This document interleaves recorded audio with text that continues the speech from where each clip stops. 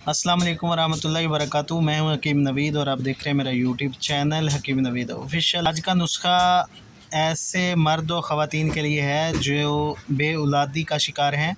Sperm में किसी भी किस्म का मसला है, एज़ोस्पर्मिया के लिए ये सफ़ूफ़ मुराद अल-हाफ़ज़ दवाखाने का बेहतरीन रिज़ल्ट का अमल है। 14 दिन इसका इस्तेमाल मुसलसल करने से 18% मस्बत होता है। सफ़ूफ़ मुराद किसी भी अच्छे पंसार स्टोर से आप हासिल कर सकते हैं। हम 12 बार इसका तजर्बा अपने मतलब पे कर चुके हैं। सफ़ूफ़ मुराद मनविया की क़ुव्वत मौलदा और मसूरा के बुनियादी निकास को दूर करता है। मनी और रतूबात सालिहा पैदा करता है। मादा में तगलीज़, तख़मीर और तक़वियत पैदा करके स्पर्म्स को तकमील हयात फराहम करता है।